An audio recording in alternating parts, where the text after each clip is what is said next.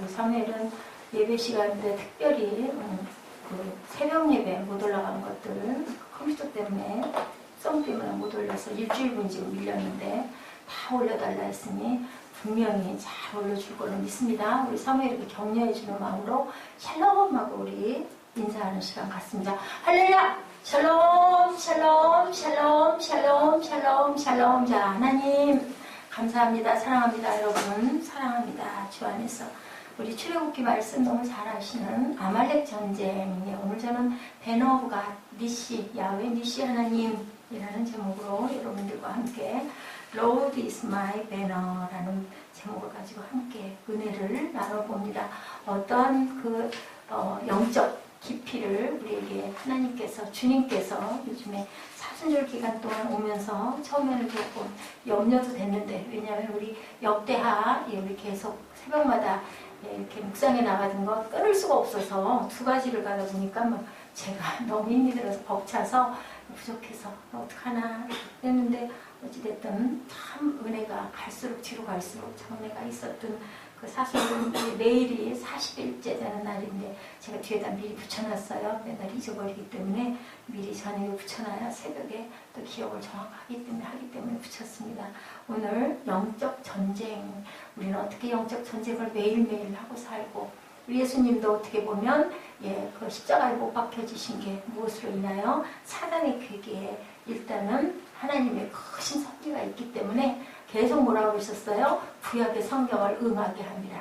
응하게 합니다. 내가 그렇게 하지 않으면 성경이 이루어지지가 않는다라고 계속 말씀하시죠. 자, 역사학자들입니다. 18세기 계몽주의 시대. 이 계몽주의 시대는요, 사람의 이성이 깨어나는 시대예요. 그래서 뭐를 믿지 않았어요? 더 이상 하나님의 나라는 없다. 그런 건 없다. 사람들이 그냥 살아갈 뿐이다 라고 이렇게 얘기를 하는 그 시대가 있었어요. 선교학자들은 계몽주의 시대 이래로 현대인들이 수용한 계몽주의 시대, 그 세계관을 닫힌 세계관, 닫혀버렸어요. 이성 이상의 그 초현실적인 하나님의 나라, 마귀, 악령, 사탄, 성령, 하나님 이런 거 없어. 내가 하나님이야 라는 그런 마음들을 가질 만큼 하나님의 나라에 대한 것을 다 닫아버렸다. 그래서 닫힌 세계라고 얘기를 해요. 그런데요, 언제부터? 20세기가 들어오면서부터 다시 열린 세계관. 왜? 과학이 사람들에게 주는 피해가 너무 많고, 틀린 게 너무 많고, 실망이 너무 많고, 한계를 느꼈기 때문이라는 것이죠. 열린 세계관은 자연적인 눈에 보이는 세계를 둘러싼 초자연적인 세계가 분명히 존재한다라고 믿게 됐다라고 하는 것입니다. 인간의 이성이나 과학이 중시되는 18세기 계몽주의 시대가 도래하면서 사람들은 천사나 악마들이 활동하는 초자연의 세계는 더 이상 존재하지 않는다라고 했는데, 20세기가 딱 들어오면서부터는 아니야, 그거 아니야, 분명히 영적인 세계는 있어 라고 열린 세계관을 수용하게 됐다. 무엇이 이런 변화를 가져오게 했을까? 여러분들 한번 함께 생각해 보도록 하죠. 인간인성이 모든 것을 해결해 준다거나 과학이 모든 것을 우리의 것들을 다 정답으로 우리를 살아가기에 편안하게만 해주는 것이 아니다라는 것을 깨달았던 거예요.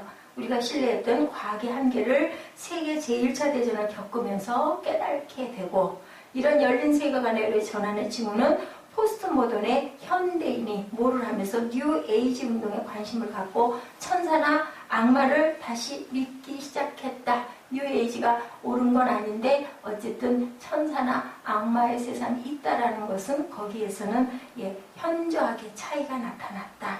하나님을 천사나 악마의 수준으로 격화시키는 뉴 에이지가 옳지는 않지만 어찌됐든 간에 신도 있다, 악마도 있다라는 관점에서는 같다라는 거예요. 그런데요, 이런 세계관이 이미 성경에는 나와 있었던 것이죠. 사람들의 초자연의 세계를 대하는 사고방식은 그래서 다시 열리기 시작했다. 어찌됐든 간에 하나님이나 사람이나 천사나 악마나 다 같다라고 생각하는 건 틀렸지만, 그렇지만 그런 세계가 분명히 존재한다는 것은 가치 있다라는 건데, 성경은 오래전부터 열린 세계관을 이렇게 증거하고 있어요. 그죠? 오늘 하나님 말씀에도 보이는 세상을 둘러싼 보이지 않는 세상에서의 악마의 활동을 리얼하게 그리고 있습니다. 성경은 보이는 세상에서의 우리의 많은 고통의 원인이 보이지 않는 영적 존재들이, 사단들의 악령들이 존재하기 때문이다. 그래서 맨 마지막에 마귀들과 싸울 것은 그 부분을 제가 우리 찬양을 맨 마지막 곡에다 넣었다가 그냥 하나님 가시방 쓰신 부분이 그나마 우리 마음에 울림이 좀 있겠다 해서 제가 한 곡을 뒤로 밀었습니다. 영적 전쟁, 우리들의 씨름은 혈과 육을 상대하는 것이 아니고 뭐라 그래요? 하늘에 있는 악의 영들을 상대함이라 에베소서 6장 12절에 증가하고 있죠. 이런 싸움은 옛날 이스라엘 백성들이 약속의 땅을 향해서 그 행진에 나갈 때도 광야에서도 계속 펼쳐졌던 펼쳐졌던 증거들이죠. 이게 어떻게 해요? 이스라엘 백성들이 사단의 도구가 돼가지고 나를 죽이려고 그러냐는 소리를 계속합니다. 우리는 뭐를 해야 돼요? 영적 전쟁 승리의 비밀 뭘까? 그 사단의 괴계를 간파할 줄 알아야 된다. 근데 우리는 참 그러기가 힘들어요. 어떤 사건이 일어나면 막 사건에다 내가 삿대질을 하게 되지. 아이고 하나님 우리 무슨 뜻을 주시려고 이런 일이 닥쳤을까? 그 뒤에는 뭐가 존재할까라는 생각을 하기 전에 우리가 먼저 뭐가 나요? 혈기가 일어나는 거예요. 우리 저변자매 오늘 어떤 꼬마가 그랬다고요? 못생겼다고 그랬다고요? 입이 못생겼다고 그랬고 그거 왜 그랬을까요? 그걸로 인하여 귀하게 얻은 직장 얼마나 기뻐했어요. 거기에서 그냥 에이 힘들어 에이 싫어 이런 마음 들게 해서 주저앉게 하려고. 그렇기 때문에 사단의 괴계는 무엇으로? 예수 이름으로 깨뜨리고 나는 하나님의 귀중한 자녀야. 하나님이 나를 이곳에 데려다 주셨어. 나는 여기서 열심히 할 거야. 네가 아무리 그래도 소용없어. 네가 나쁜 게 아니라 네 속에 있는 나쁜 마음이 나를 자꾸 상처나게 하는 거야. 예수 피로 물러가 하고 선포하는 이정현 자매 이렇게 바래요. 아멘. 그러고 그 좌우돼서 나 그만둘래요. 그러고 나면 이제 어떡할 거야 또. 하루 이틀 일주일은 편할 수 있지만 2주일은 편할 수 있지만 3주일 한 달 되고 나면 아이고 내가 잘못했네.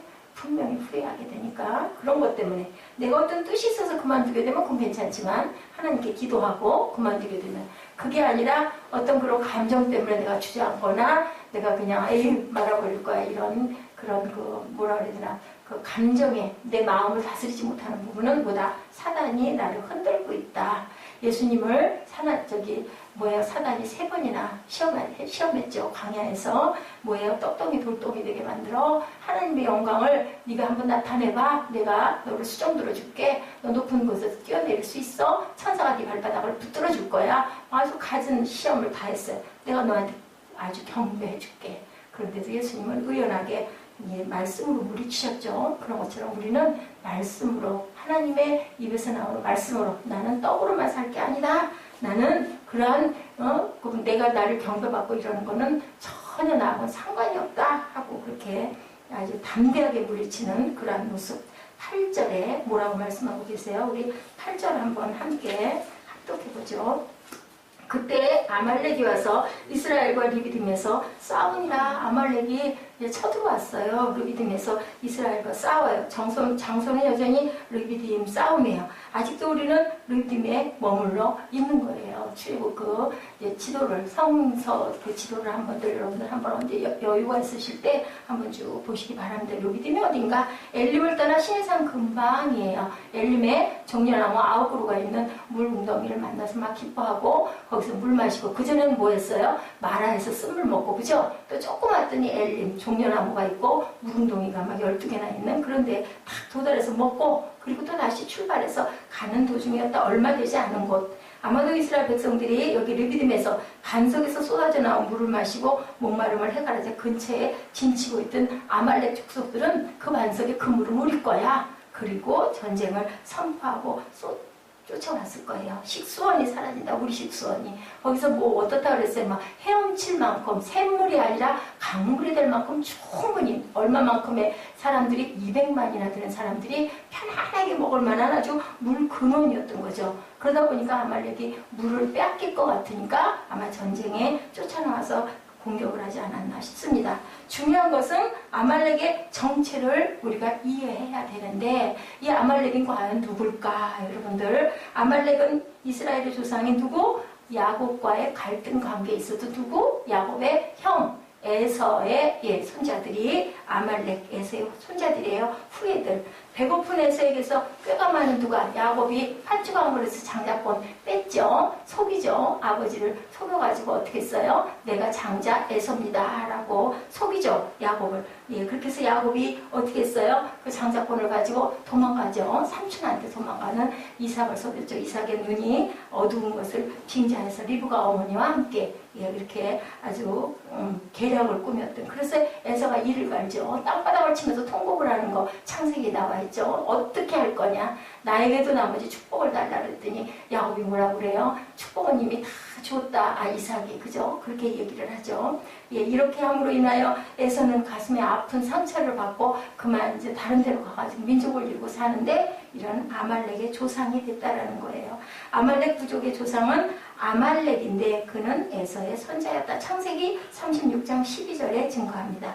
에서의 결정적인 실수는 하나님과의 약속을 소홀히 했다. 장자에게 그 나라가 물려지는 거예요. 하나님의 믿음의 그 조상이 되는 그러한 귀한 축복을 그만 얘네 배고픈 거 나 먹어야 될 거 그것에다 그냥 다 상관없어. 내가 배고파 죽겠는데 장자권까지가 무슨 상관이야? 해버린 거죠.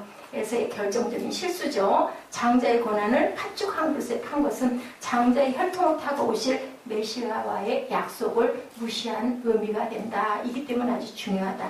에서의 후손의 영성에는 이런 반메시아적인 흐름이 만들어져 있었기 때문에 침략하는 근성을 가지고 그렇게 살아가는 아말렉 족속이 되었다는 거예요.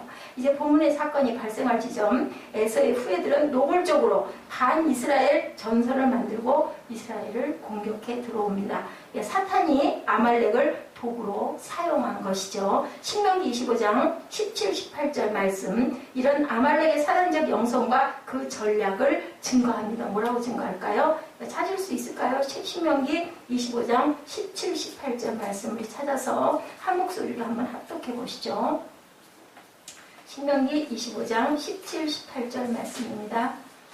함께 합독하시죠. 너희는 애굽에서 나오는 길에 아말렉이 내게 행한 일을 기억하라. 곧 그들이 너를 길에서 만나 내가 피곤할 때 내 뒤에 떨어진 약한 자들을 쳤고 하나님을 두려워하지 아니하였느니라. 애굽에서 나오는 길에 아말렉이 너희에게 이렇게 행했지 않니? 그들이 너를 길에서 만나 내가 피곤할 때 뒤에 떨어진 약한 자들을 쳤다. 하나님을 두려워하지 아니하였다. 그냥 비겁하잖아요. 뒤에 떨어진 약한 자를 치고 하나님을 두려워하지 않아. 그들은 그런 사람이라는 거죠. 하나님을 두려워 아니한 어떤 사람, 불신앙적인 영성을 소유한 자들이 누구다? 아말렉이다. 그들이 하나님의 백성에 대한 공약, 어떤 공약을 펼쳤나? 영락없이 성경이 묘사하는 사단의 전략과 똑같은 공약을 펼쳤다. 자, 우리가 언제 사단의 시험에 빠질까요? 어떨 때 빠져요? 약해질 때. 눈물 나고 눈물 쏟아지고 자존이 허물어지고 자꾸 용기가 그냥 내려앉아지고 그만 때려 치워버리고 싶을 때 사단이 공격을 해. 그럴 때 그냥 무조건 이거 사탄이다.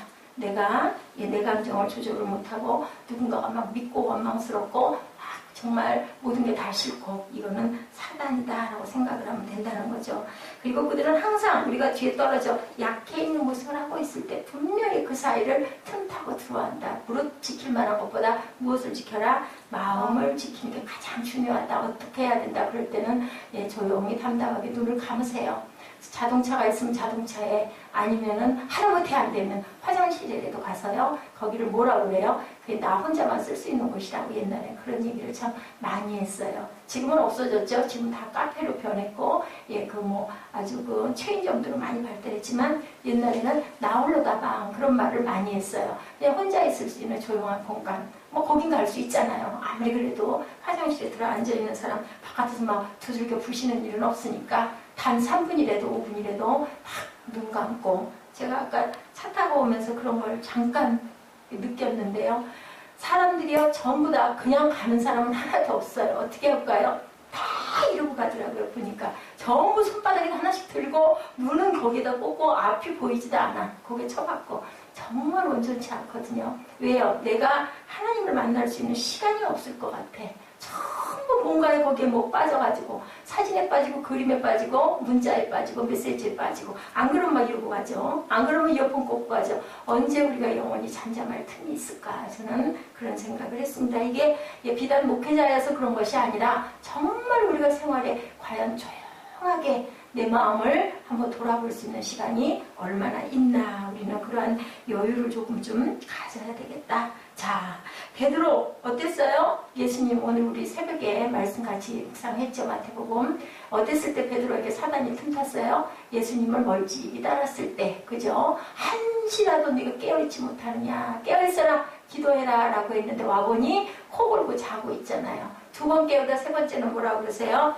너희들이 마음은 있는데 육신이 약하구나. 이제 됐다. 일어나 가자. 예, 그 1시 3번, 3시간 동안 예수께서는 기도하셨다라는 거죠.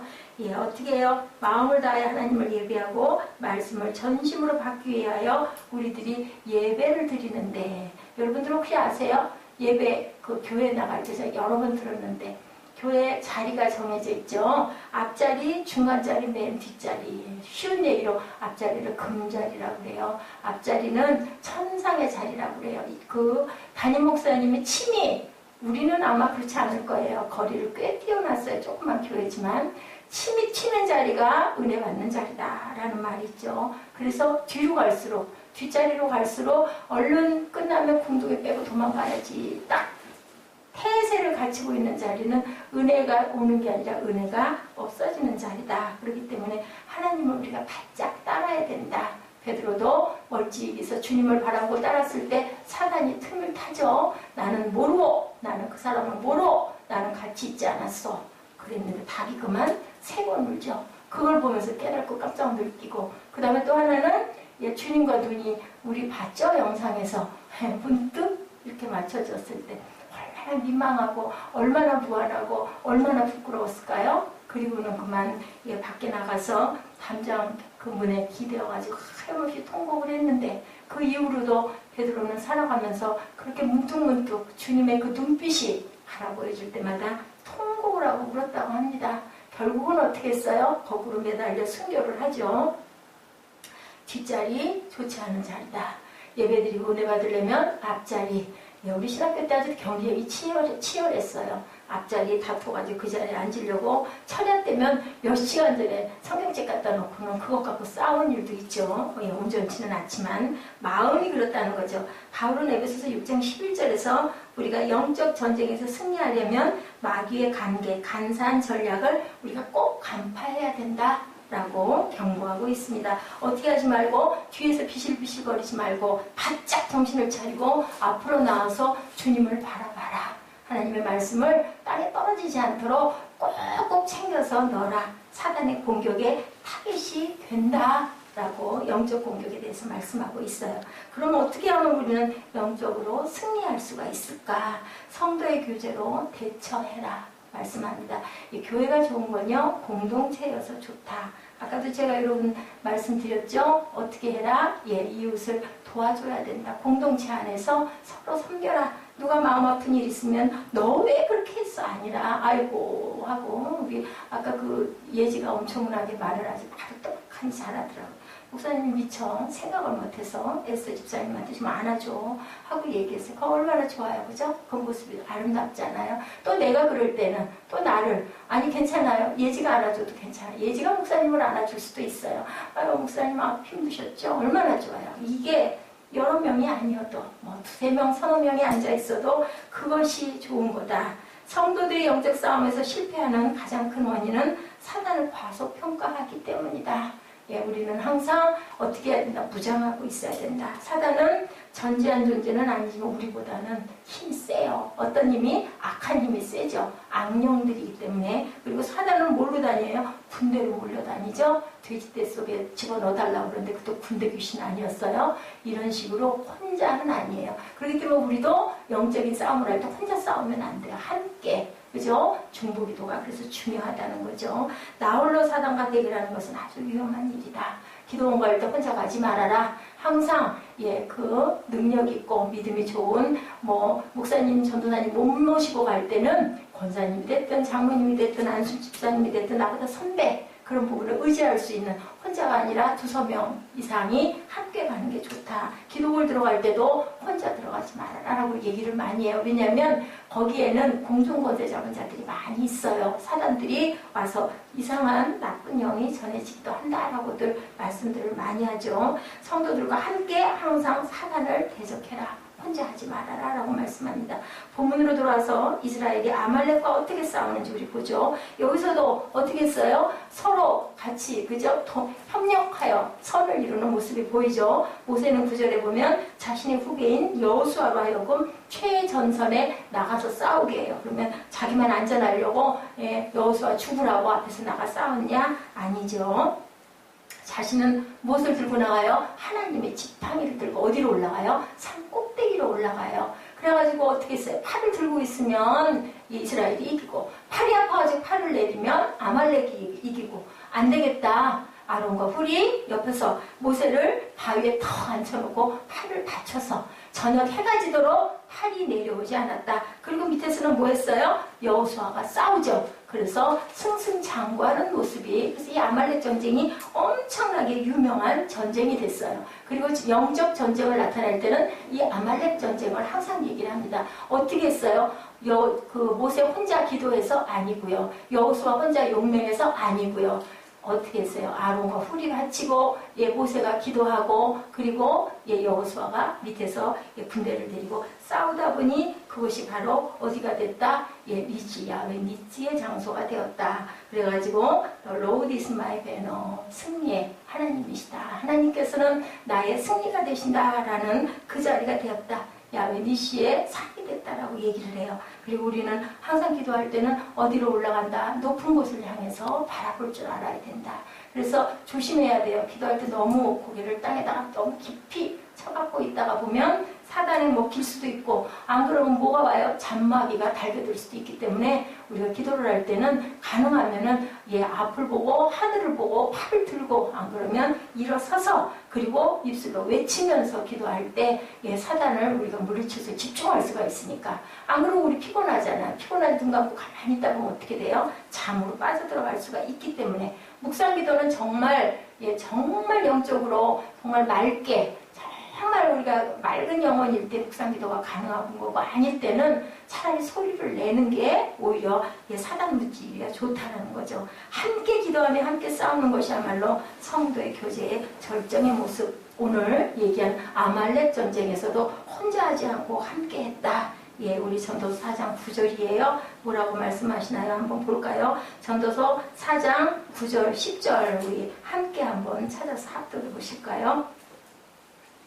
두 사람이 한 사람보다 나음은 그들이 수고함으로 좋은 상을 얻을 것이니라. 10절 봅니다. 혹시 그들이 넘어지면 하나가 그 동물을 붙들어 일으키려니와 홀로 있어 넘어지고 붙들어 일으킬 자가 없는 자에게는 화가 있으리라. 자, 성도의 교제 얘기하고 있죠. 9절, 10절 한번 다시 한번 볼까요? 자, 시작. 두 사람이 한 사람보다 나음은 그들이 수고함으로 좋은 상을 얻을 것이니라. 혹시 그들이 넘어지면 하나가 그 동물을 붙들어 일으키려니와 홀로 넘어지고 붙들어 일으킬 자가 없는 자에게는 화가 있으리라.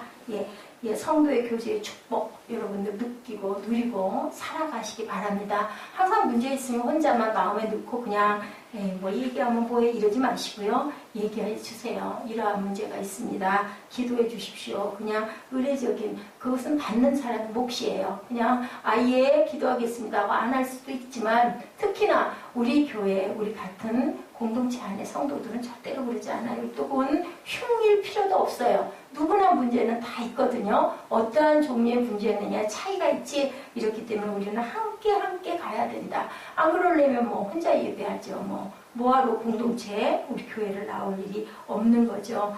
그들이 넘어지면 하나가 동물을 붙들어 일으키려니와 홀로 있어 넘어지고 붙들어 일으킬 자가 없는 자에게는 뭐가 있으리라? 화가 있으리라. 붙들어 줄 사람이 없어 우리 넘어진다라는 거예요. 자, 우리는 어떻게 영적 전쟁에서 승리할까? 아까 말씀드린 대로 중보의 능력을 우리가 믿고 가야 된다.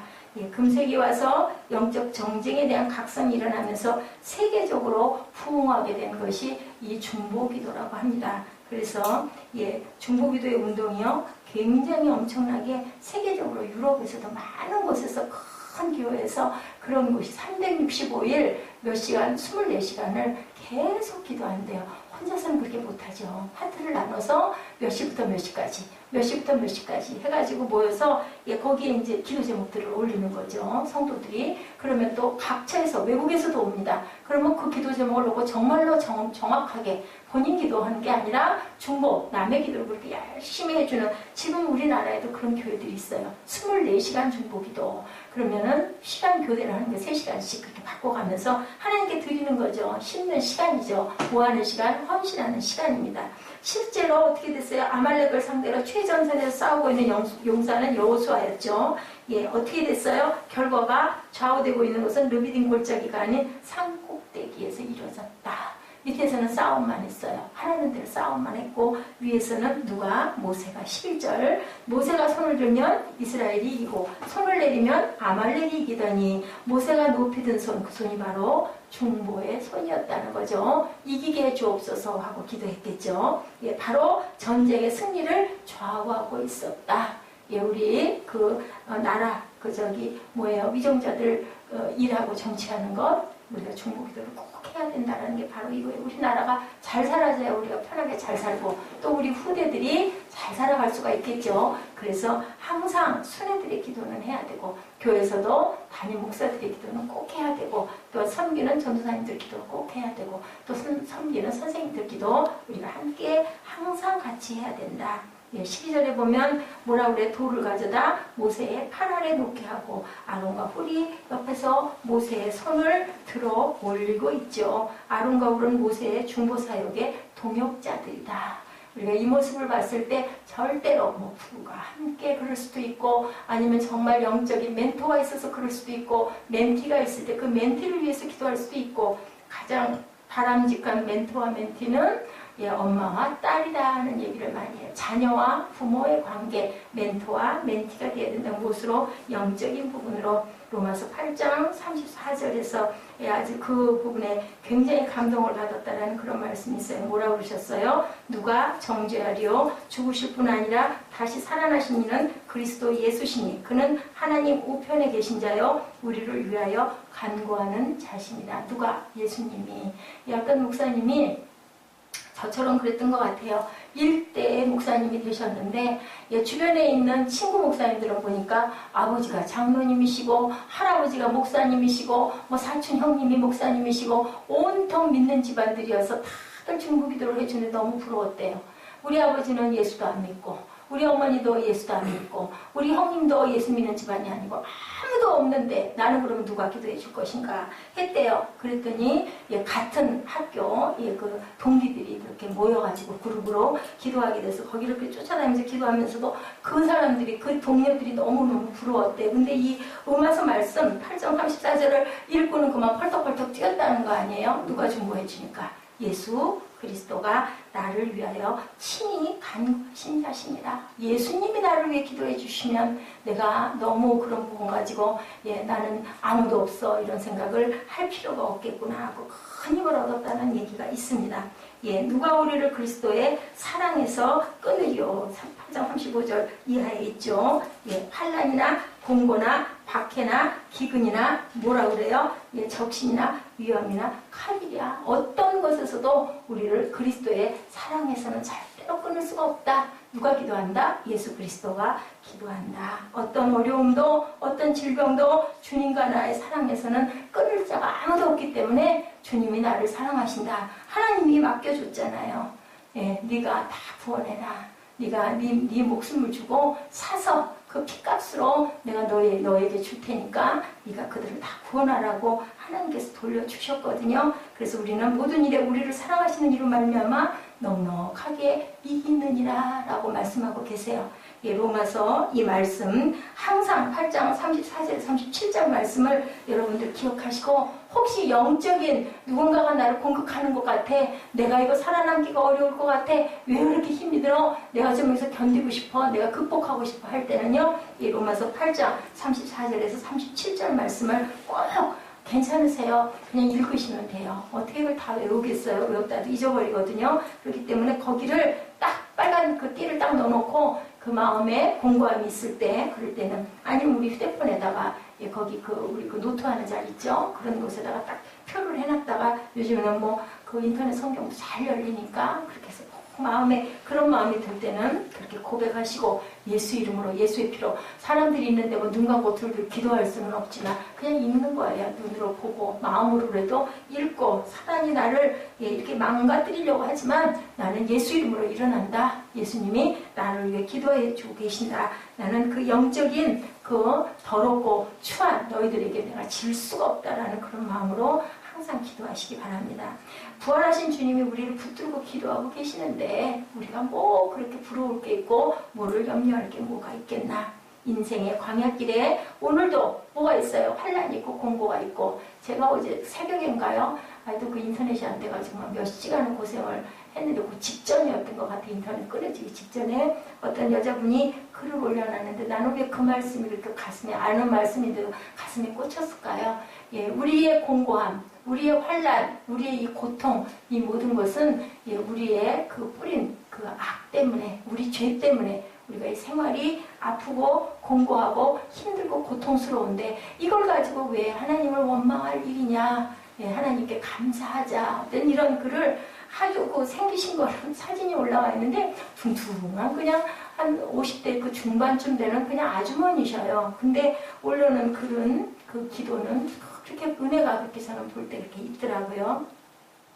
환란이 있고 공고함이 있고 박해도 있고 경제적인 어려움이 있는 이 모든 것들이 사실은 우리 안에 있는 악한 것들 때문에, 우리 또 아니면 우리 조상들, 아니면 우리가 타고난 부분의 죄 때문인데 왜 하나님을 우리가 원망할 일이 있겠느냐. 거기서 건져주신 것이 너무나 감사하다. 알게 해주신 것이 감사하다.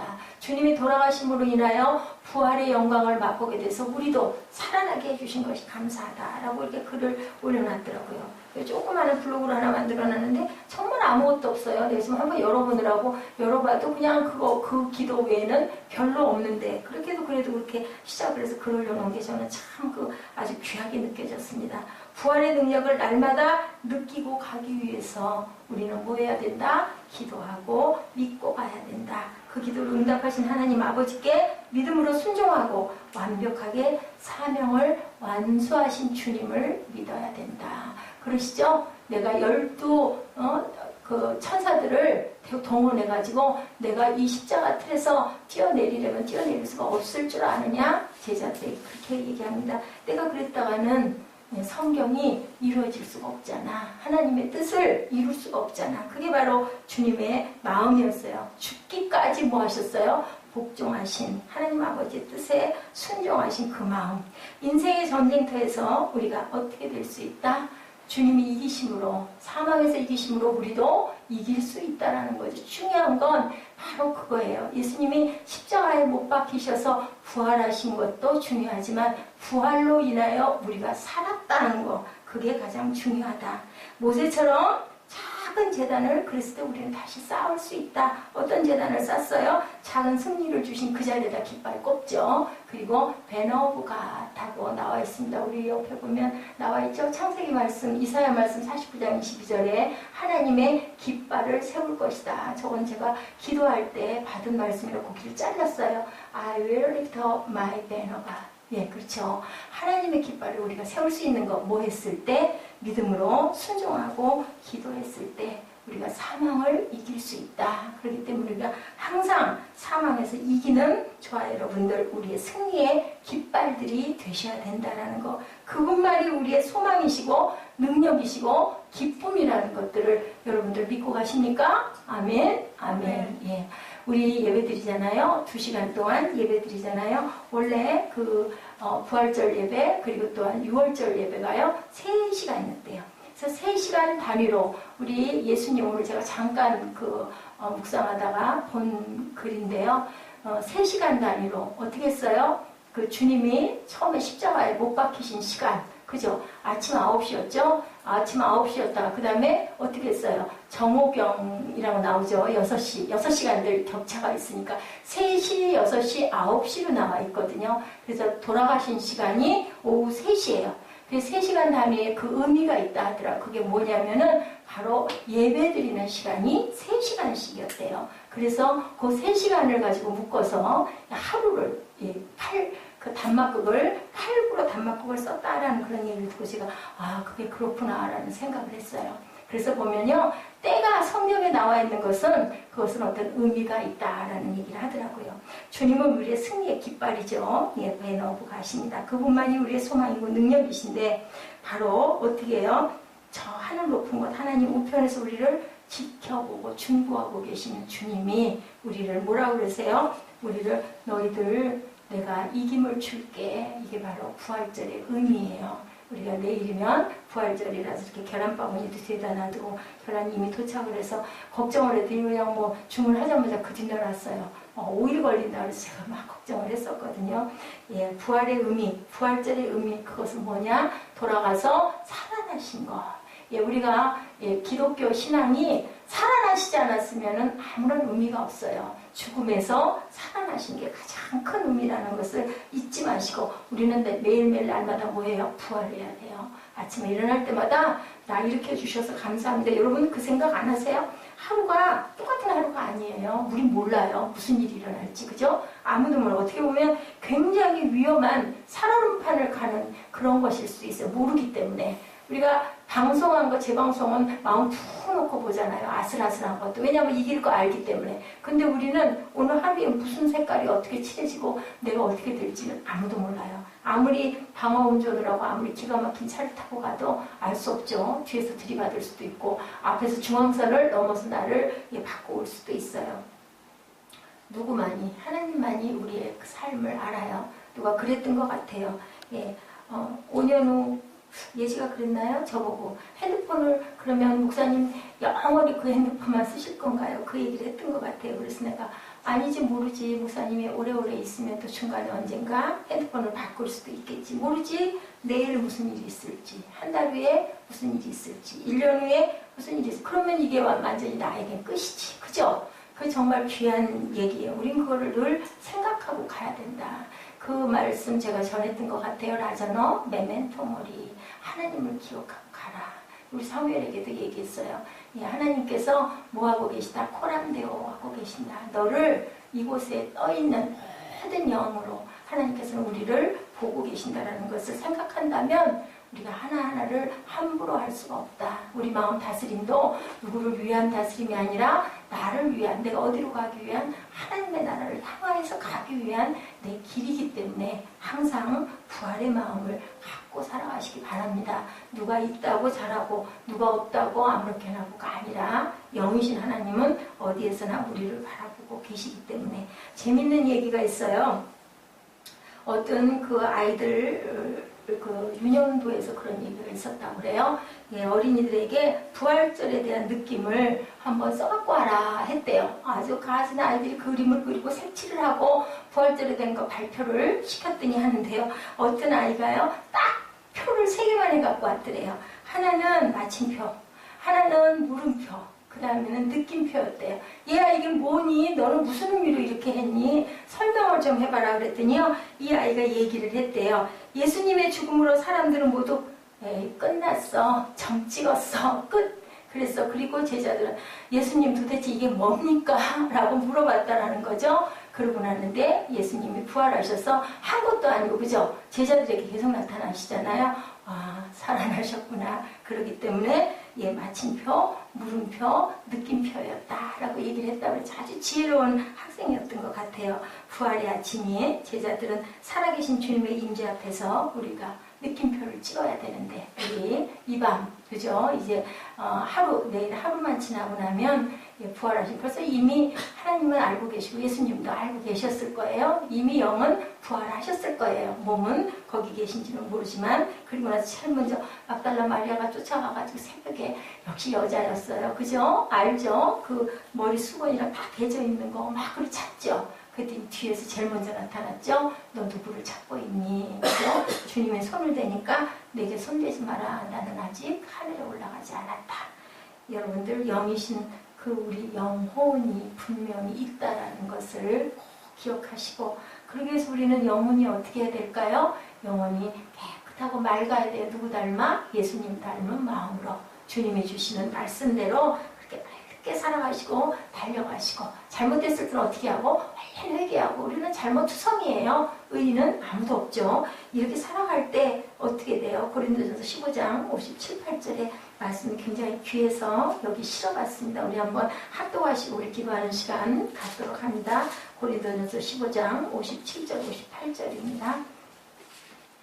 자, 찾으신 줄 믿고 함께 합독합니다. 우리 주 예수 그리스도로 말미암아 우리에게 승리를 주신 하나님께 감사하노니, 그러므로 내 사랑하는 형제들아, 견실하며 흔들리지 말고 항상 주의 일에 더욱 힘쓰는 자들이 되라. 이는 너희 수고가 주 안에서 헛되지 않은 줄 알미라. 살아계신 주님 앞에 무슨 표를? 느낌표를 찍는 저와 여러분 되시기를. 인생의 광야에서 절망에 빠졌을 때, 낭망스러울 때, 고통스러울 때 우리가 항상 주님 앞에 느낌표를 무엇으로? 믿음으로 고백하고 나가는 저와 여러분, 우리의 가정, 우리의 자녀, 우리의 민족 되시기를 주님의 이름으로 축복합니다.